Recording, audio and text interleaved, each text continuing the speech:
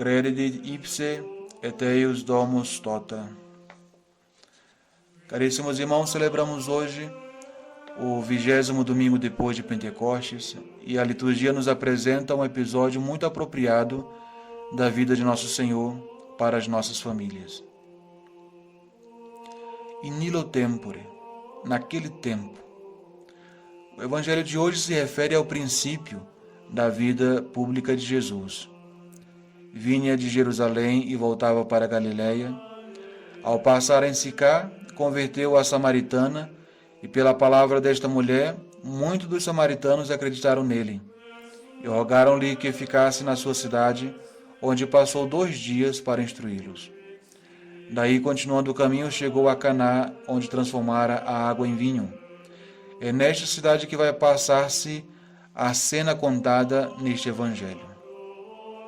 Encontramos a pessoa do oficial, que desempenhava em Cafarnaum um alto cargo em nome do rei Herodes Antipas. Ele tinha ouvido falar sobre os milagres de Jesus, mas era, se não cético, pelo menos era muito indiferente. Porém, uma febre maligna que não curava com nenhuma medicina atormentava o seu filho querido. Quando todos os seus recursos se acabaram, sabe que Jesus de Nazaré estava em Caná, cidade distante 12 a 15 léguas de Cafarnaum. Não hesitou aquele pai. O amor pelo filho faz-lhe dominar todo o sentimento de orgulho e de respeito humano e vai à procura de Jesus pedindo-lhe que desça e venha curar o seu filho que começa a morrer. A expressão descer é muito justa, porque Caná está nas montanhas de Cafarnaum, a altitude de 500 metros acima de Cafarnaum, situada ao fundo, nas margens do lago da Galileia. Admiremos, de um lado, o afeto e a solicitude deste pai, que o fazem vencer os seus preconceitos e empreender uma tal diligência. E, por outro lado, a utilidade maravilhosa e providencial das cruzes e das doenças, porque sem a doença do filho, este oficial não teria jamais, provavelmente, chegado a Jesus e teria permanecido toda a sua vida na indiferença, longe da salvação. Deus, infinitamente bom e infinitamente sábio, serve-se de mil meios para atrair a si os pecadores e despertar do seu torpor os indiferentes. Para isso envia-lhes toda espécie de males e de calamidades, quer na sua própria pessoa, quer na pessoa dos filhos ou nos seus bens, a fim de os converter. A fé desse homem era diminuta e, sobretudo, muito imperfeita. Vinha pedir a Jesus a cura do filho, unicamente porque ouvira falar que Jesus fazia coisas maravilhosas, sem, aliás, pensar na origem de tanto poder. Além disso, julgava que Jesus só podia operar a cura indo tocar no próprio doente ou impor-lhe as mãos. Por isso Jesus o censura severamente, dizendo: Nisi signia et prodigia videritis, non creditis. Vós não acreditais, enquanto não vides sinais e prodígios. Mas aquele pai não desanimou, e repete o pedido com mais instância: Senhor, desce antes que meu filho morra. Acredita no poder de Jesus, mas a sua fé continua imperfeita, pois julga necessária a presença do taumaturgo e não concebe ainda que Jesus possa curar o seu filho à distância ou ressuscitá-lo se ele já estiver morto. Está muito abaixo a fé desse centurião, a fé daquele outro centurião romano que alguns meses mais tarde recorrerá também a Jesus, numa circunstância muito parecida, mas que ele diz com fé e humildade admiráveis: Senhor, eu não sou digno de que entreis em minha casa. Dizei somente uma palavra e o meu servo será salvo. Entretanto, comovido pela aflição daquele pai e pela sua insistência, pela perseverança da sua prece, Jesus lhe disse: Vade, filius tuus vivit. Vai, o teu filho está vivo. Mostra-lhe assim que é o soberano Senhor da saúde e da doença, que o seu poder é ilimitado, que uma só palavra, um só ato da sua vontade pode operar, mesmo à distância, maravilhas, curas dos doentes e ressuscitar os mortos. Qual foi o fruto deste milagre? Credit ipse et eius domus tota. Acreditou ele e toda a sua casa, toda a sua família. Diz o venerável Beda que isto nos mostra que existem graus na fé, assim como também todas as virtudes. Todas têm o seu princípio, o seu desenvolvimento e a sua perfeição. A fé deste oficial estava no começo, quando veio procurar Nosso Senhor e pedir a cura do seu filho. Essa fé aumentou, se desenvolveu, quando acreditou na palavra do Senhor: vai, o teu filho vive.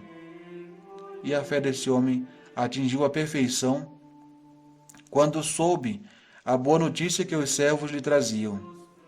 Neste momento, ele acreditou que Jesus era o verdadeiro Messias prometido, o Cristo, o Filho de Deus. E não contente em ele só acreditar, transmitiu, anunciou essa sua fé com suas exortações e pelos seus exemplos, comunicou a fé, o seu amor e a sua felicidade a toda a sua casa. Odie salus domui uic facta est. Hoje, a salvação entrou nessa casa. Eis, portanto, meus irmãos, o exemplo de um pai que, por amor ao filho, chega a conhecer nosso Senhor. Porém, como é triste perceber que há pais, até cristãos, que dão tudo aos filhos, menos a fé. O exemplo diário da prática da religião. Os pais fazem de tudo para garantir aos filhos um futuro como advogado, médico e tantas outras profissões importantes, mas falham em garantir aos filhos a fé, a moral, os bons costumes.